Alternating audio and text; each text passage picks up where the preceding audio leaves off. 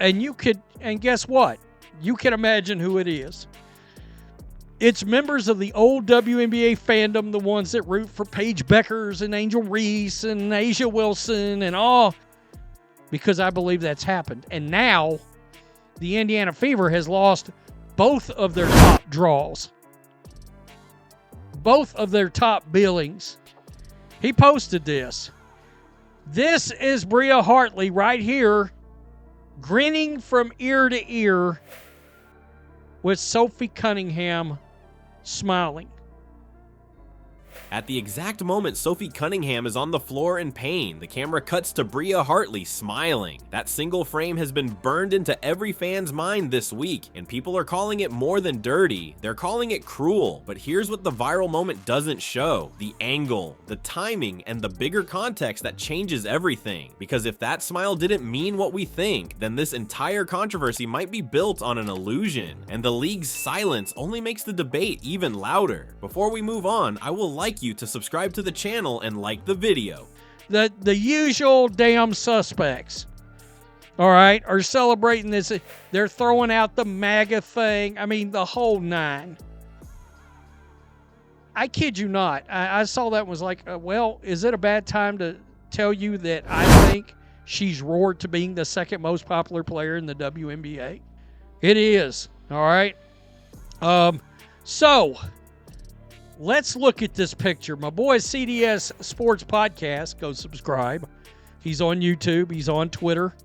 A single photo can flip a whole narrative, and that's exactly what happened here. The picture of Bria Hartley grinning while Sophie Cunningham is on the ground injured spread like wildfire. People online didn't just call it rude, they went all the way to calling her evil. Suddenly, Hartley wasn't being judged for her game, but for a still frame that seemed to say everything about her character. That smile, locked in time, got turned into a symbol of malice, even though nobody stopped to ask the bigger question: was it really aimed at Cunningham at all? The actual moment on the court played out fast. Cunningham went down hard, clutching herself as the refs and other players looked on. But right when viewers expected the broadcast to linger on the injury, the camera cut away. Instead of a replay or a concerned teammate, the screen flashed onto Hartley's face. She wasn't stone cold. She wasn't wide-eyed. She was smiling. And in the sharpness of that contrast, pain on one end, laughter on the other, it looked brutal. Out of context, it felt like a villain smirking over an opponent's fall. That single second became the foundation for a pile of outrage. Fans didn't hesitate. The clip was paused, screenshotted, shared thousands of times, and torn apart from every angle. Comment sections asked what kind of athlete laughs at someone writhing on the floor. People accused Hartley of taking pleasure in injury, fueling a whole debate about sportsmanship. And because the video was so short, easy to loop, and stripped of any buildup, it gave everyone freedom to decide what they thought she meant in that one grin. It wasn't just about basketball anymore, it was about morality. Was she cruel, or did she just look like it? Then came the outside voices, and that's where things really escalated. Cunningham's mother stepped in, blasting Hartley for the laugh and painting the moment as malicious. And when a player's mom comes out swinging like that, it adds a personal edge that fans cling to. It made Hartley sound less like someone caught mid-expression and more like someone who knew what she was doing. Add speculation from fans claiming the play looked dirty from the start, and the narrative snowballed. That one smile became the evidence people used to argue she crossed a line that goes beyond physical play. On social media, the photo itself took over. It was memed, captioned, and thrown around as if it proved cruelty. It became shorthand for smiling at another person's pain, the exact opposite of the sportsmanship people want to see. The strangest part, the announcers never even called attention to Hartley's reaction live. Nobody in the moment pointed to the supposed smirk, which only made fans more restless later. It felt like the league and broadcasters ignored what the public saw as obvious, and the silence amplified the frustration. You can see why it triggered so many emotions. There's Sophie Cunningham, visibly struggling in clear discomfort. Then, in the very next cut, a quick flash of Hartley looking the opposite, almost carefree. It created a jarring picture where empathy should have been. win. That's what pushed it over the line. It didn't matter that it was only a second. With no other explanation, the most dramatic read became the default. But here's the catch. When you pull back, you realize the entire storm is based on a single image with no confirmable context. Nobody knows what else was happening off camera. Whether that smile was about the play, about a teammate, or just a reflex at the wrong time. Yet that didn't stop the story from spinning into a case against Hartley's character. And if an out-of-context screenshot could spark this much uproar, imagine what happens once you factor in how timing, angle, and sequence completely reshape our view of the play. Not everything lines up here. The snapshot everyone saw online doesn't actually match the sequence when you watch the whole play unfold. It's easy to think Hartley smiled at Cunningham's pain, but the timeline doesn't support that. Let's go step by step, because when you slow it down, the story looks very different than the viral post implied.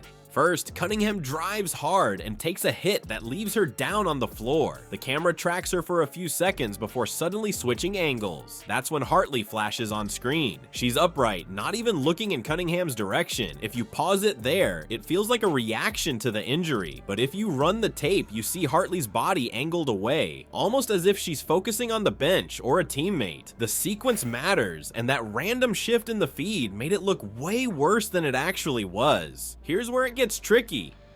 Stephanie White, in her post-game comments, praised the team for how they handled themselves.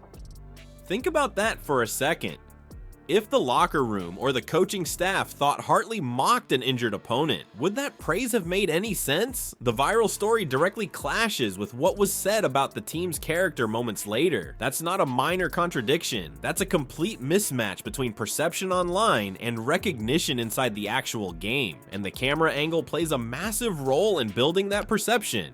From the TV broadcast, it looks like Hartley has a clear line of sight to Cunningham. But in reality, the angle slices the court in a way that disconnects them. Fans watching at home saw a perfectly timed edit that felt intentional, while Hartley herself might not have even noticed Cunningham. This is the kind of thing viewers forget. The broadcast itself shapes the narrative more than the players ever do. Now imagine if Hartley wasn't even reacting to Cunningham, but laughing at a teammate's comment or something happening off scene. 1 second of smile can look cruel when you pair it with the wrong image. That's the danger of frozen frames. They erase what most people rely on for context, movement, sound, body language. Without all that, everything defaults to the harshest story possible. And what's just as telling is the silence from the top. The WNBA commissioner didn't issue a statement, didn't fine Hartley, didn't even acknowledge it officially. If this truly was as malicious as people claimed, you'd expect some form of action. Instead, there was nothing. That silence signals that inside the league, the play didn't cross any disciplinary line. But without that clarity, fans took charge of the conversation themselves, and the outrage kept feeding itself. Cunningham herself also didn't pour gasoline on the fire. Her own posts after the game stayed muted, almost casual compared to her mother's hard-edged comments. That contrast makes it harder to paint Hartley as a clear villain. If the player involved didn't openly accuse Hartley of anything, maybe the situation wasn't as cut and dry as the viral frame suggested. It shows how outside voices can sometimes escalate a debate way more than the athletes. The Bria Hartley controversy really shows how one image can flip public opinion. A single smile, frozen in time, became proof for some fans that she was mocking an injured opponent. But what actually happened wasn't that simple. It became less about basketball and more about the way perception gets shaped and turned into ammo in sports debates. And when the league stays quiet, the gaps get filled with outrage. That silence makes fans write their own stories. So next time a clip goes viral, question it, look for context, and demand clarity. Because behind every frame, there's a human.